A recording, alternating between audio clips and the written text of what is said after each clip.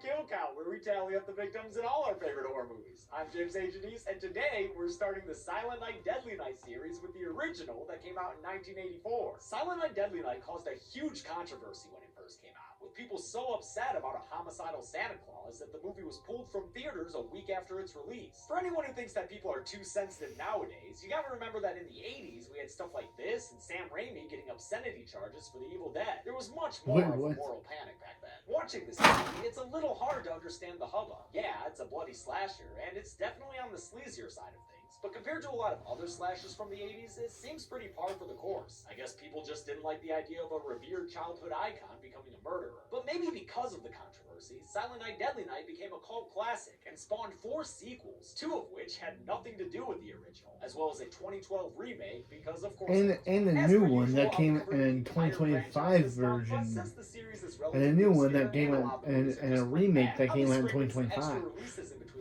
As holiday treats for you all. So no complaining about these stocking stuffers, got it? One last thing, I'll be using the unrated version of this movie for the kill count because all of the additional footage is just extra gore and nudity. The changes aren't significant enough to justify a full-on cut comparison. With that in mind, let's get to the kills.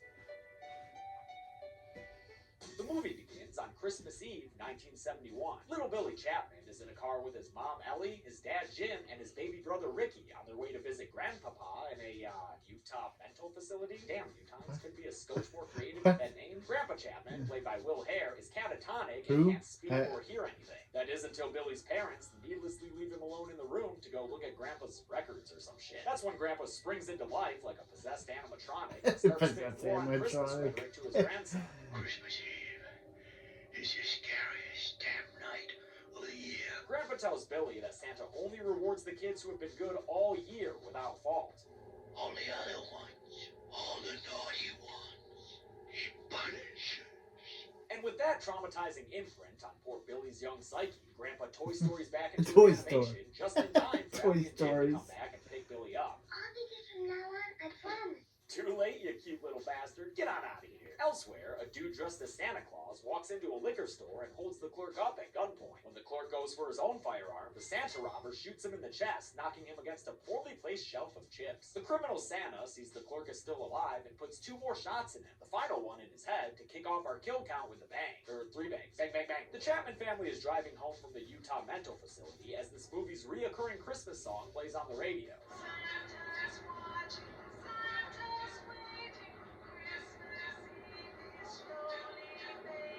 When they see a Santa with a sleigh rope, That's kind of creepy, son. they stop to help him out, even though Billy's already pissing himself at the sight of the big bearded man. Billy's wet pants are justified when Santa pulls out a gun, causing Jim to throw the car in reverse so he can back on out of Santa Claus Lane. Santa shoots at the car and stops it mid-getaway, and Billy doesn't waste any time getting the fuck out of there and hiding behind some roadside shrubbery. Good thing you did that, Billy. Turns out Santa killed your dad, who, as far as we saw, was never a naughty dude at all. Yo, Santa, maybe recalibrate your moral barometer. That dude seemed alright. The Santa criminal then pulls Ellie out of the car and throws her to the ground, where he sexually assaults her by ripping open her blouse before taking out a knife and killing her with a throat slit. Later on, the kill is shown more explicitly in a flashback, so I'm including some of that footage here. It's weird to me they didn't use it in this initial scene. Billy sees all this from the side of the road, but keeps his head down as the Santa criminal yells for him. Santa must have eventually lost interest in Billy and his crying baby brother Ricky, because next thing you know, it's 3 years later, and the kids are both at St. Mary's Home for Orphan Children. See, that's a little better on the naming front. It's not like Utah State Orphanage. The newly mulleted Billy isn't developing healthily here, with his Christmas drawing violent and graphic enough to get him in trouble with Mother Superior, the stern nun in charge of the orphanage. She doesn't have any sympathy for the Billster, nor his tragic familial history, and she also dismisses another nun, Sister Margaret, who thinks that Billy may need some extra TLC after the whole,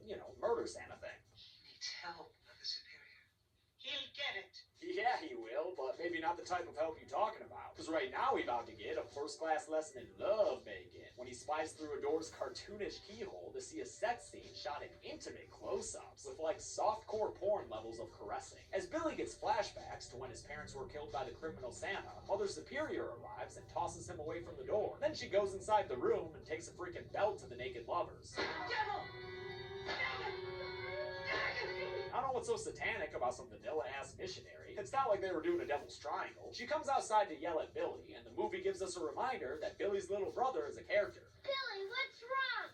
Your brother's in that case, that's what's wrong. No, he's not! Take it back! Don't sleep Sleep on Ricky Chapman, yo. We got 2 sequels with him ahead of us. Mother Superior gives Billy your average Catholic talking to. You know, guilt and sex negativity. But when we do something naughty, we are always caught. And then we are punished. And then gives him some corporal punishment with a belt. I wonder if it's the same belt she beat those naked teenagers with. Billy obviously has a rough time during the Christmas season, and not even his knockoff plush figure of Charles Entertainment Cheese can keep him from having nightmares about the night his parents died. To quell his nighttime anxieties, Mother Superior ties him to the bed? What, is she trying to play hide the soul? Nah, more like save the soul. And she thinks the best way to win that game is through exposure therapy. William will sit on Santa Claus' lap and behave. Yeah, that's a no-brainer. Kids never misbehave on Santa's lap. When they try to force it, Billy knocks Santa's Christmas lights out and then hides in his bedroom corner with his developmental issues on full display. I didn't mean to be naughty. Don't punish me. An off-screen Mother Superior finds him, and then we freeze frame on his terrified face. Oh, okay, because we're doing a time jump. That's cool. Billy is now a strapping young 18-year-old, played by first-time actor Robert Brian Wilson, and Sister Margaret has just helped him land a job for this dude, Mr. Sims, as a stock boy in a toy store called Ira's Toys, which I believe was named after the movie's producer, Ira Barback. We get an amazing montage of Billy adjusting to regular working life with the most puzzling song choice I could imagine. What? That sounds like a song to a This montage is sitcom like rather Wisconsin than levels of a cheese, horror and it Christmas shows us how movie. Billy is a good young teetotaling lad who has strong bones. The 2-minute plus montage only ends after 2 false endings to the song and an epic choir-backed finish. Sitcom sound.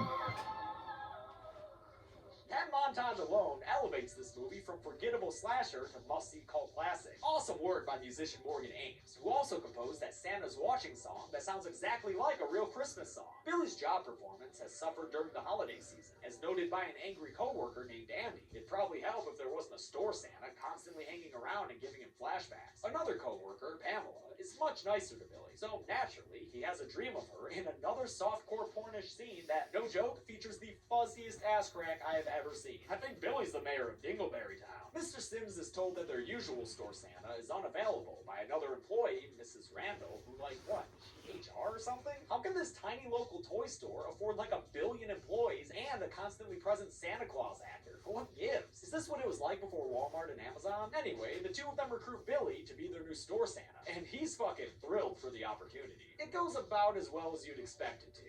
I don't bring toys to naughty children. I punish them severely. But I guess the parents like the way he scares their kids into submission, so good casting call, Mr. Sims. At the end of the workday on Christmas Eve, Mr. Sims locks up and puts his party pants on. It's over! Time to get shit-faced! I will say this about the 80s versus now. It'd be great to get smashed at a work party with your manager and coworkers, even the random ones who are only here now to help fill out this party scene. I feel like this doesn't happen as often nowadays. Maybe because these parties kept leading to awkward conversation. Thinking about my parents. Oh, good. That's fine. That's fine. They're dead. With work parties like this, you've got to worry about drunken hookups. And after Andy and Pamela head to the back room together, we see just how poorly those can go. Billy drunkenly stumbles back there to follow them and sees Andy harassing Pamela underneath the Christmas lights.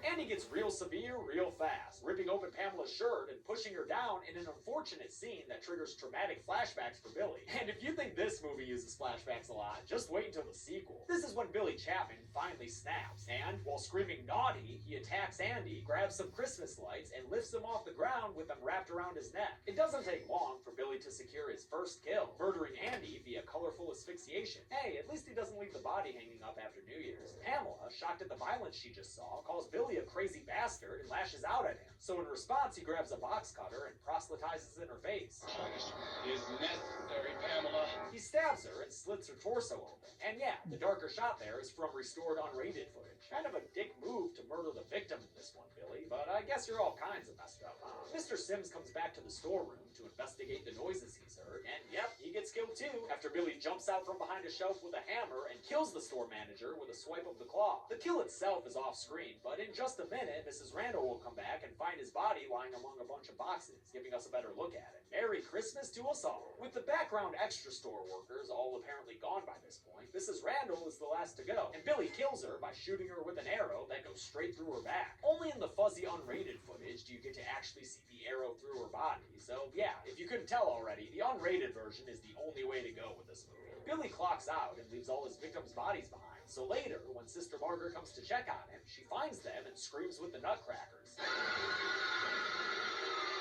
In a random house across the street from some overacting caroling extras, as though there were any other kind of caroling extras, two teenagers make out on a pool table. The girl, Denise, is either the sister or babysitter of a little girl named Cindy, but their relationship doesn't really matter. What does matter is that Denise is played by Scream Queen Linnea Quigley in her first proper kill count appearance. Who? I've never heard of that name before. Instead, she's a topless teenager, making out with Tommy, who's played by Leo Peter. You know him, he was fake Howard Stern in Halloween 6.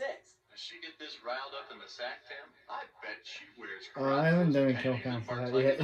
Let's see how different of a character he plays in a movie 10 years before that one. You don't go back to bed. I'll probably get to that next in 2020, Halloween 2026, but haven't done that one yet, Not that probably. different. Their extended sex scene ends when Denise has to go let the cat inside. And since she's Linnea Quigley, she does so topless. But Denise, look what the cat dragged in.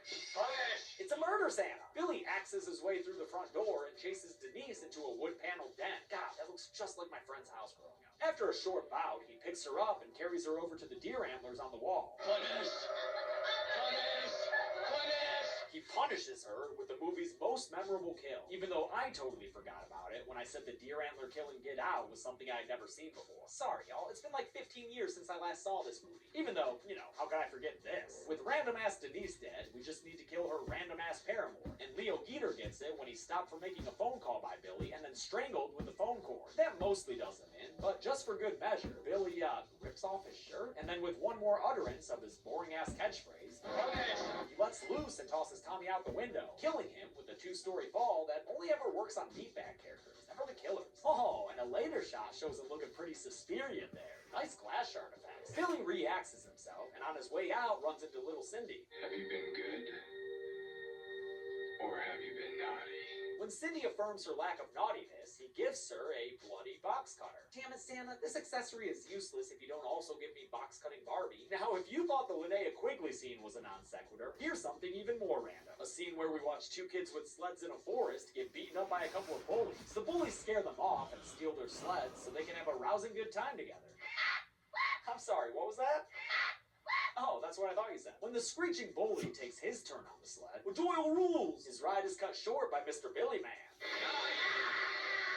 Yeah, that kid gets decapitated with an axe, and his headless body slides down the slope on the sled where his screaming friend finds it. Hey, dude, are you sure that's Mac? Because it's not like there's a head or anything. Oh, yep, I guess that's Mac then. Throughout all this, the cops have been scrambling for Santa Claus, causing them to invade the occasional house without a warrant and ruin the occasional childhood. Daddy. Yo, fun fact, that Daddy Claus is friggin' Don Shanks, the guy who played Michael Myers in Part 5. You know, the one all pointed out was still super ripped. Oh, that's kind of cool. I did do a kill count for that. 5 years before he played Mikey. Crazy, right? Sister Margaret offers to help the police and tells them that Billy is probably headed to the orphanage in which he grew up, where Mother Superior is now in a wheelchair, but still just as cranky about her orphans getting Christmas gifts. They send a cop, Officer Barnes, over to St. Mary's to check it out, and when he gets there, he does in fact find a Santa Claus crossing the street to meet a bunch of excited orphans. Chief among them, Billy's little brother Ricky, played by a third actor now. Barnes gets out of the car and opens fire on the Santa, killing him right in front of little Ricky Mark III. Only it turns out that this Santa was Father O'Brien, who was slated to be the orphanage's Santa Claus this year, and who couldn't hear the cop's warnings because he was deaf. Damn, that cop killed a priest and a Santa Claus at once? That definitely gets you on the naughty list. It at least gets him a dressing down from Mother Superior, and to apologize for his pastor side, he offers to look around the orphanage and help secure the area. He ends up checking out a, well, I thought it was a work shed, but it actually might be a bomb shelter. Let's see, 1984, that's first term Reagan Cold War era. Yeah, probably a bomb shelter. In any case, he dies when he's done exploring it. Yeah, he gets killed by an axe slash to the chest that sends him falling backwards down the stairs. I love the sunken place-like shot that moves past Billy to show the body. Fun stuff from director Inspector Chuck Sellier. Billy and his bloody axe lays waste to a poor innocent snowman who Oh, definitely poor- had never been naughty. poor And then a little Frosty. orphan kid goofs up hard and lets Billy into the building, even though Mother Superior warns the children against him. But Mother Superior, it's Santa Claus. Kid's got a point, lady. It is Santa Claus. But instead of trying to explain what's happening to the kids, Mother Superior just comes right out and ruins their Christmas. There's no Santa Claus. Billy doesn't like that naughty talk, so he takes out his axe to kill the old nun. But his slow motion strike takes far too long, and he instead gets shot to death through the back by the police captain who came with Sister Margaret. The class act sister comes to Billy's side as he croaks out his final words to his fellow orphans. You're safe now. Santa Claus is gone.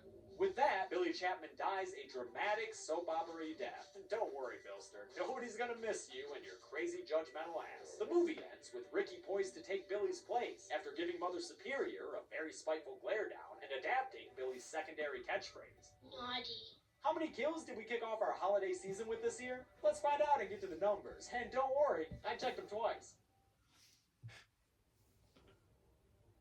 13 people died in Silent Night, Deadly Night. The victims consisted of 9 men and 4 women, 3 of whom were topless when they died.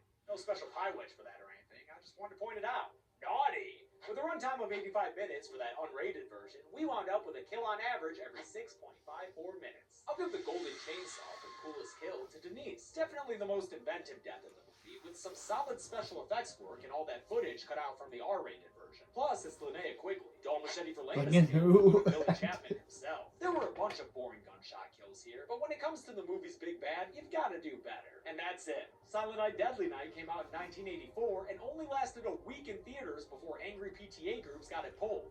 A sequel would come out 3 years later, and well, you'll see more about that tomorrow, because surprise, we're kicking off December with an extra release. But until then, I'm James A. Janice. This has been The Kill Count.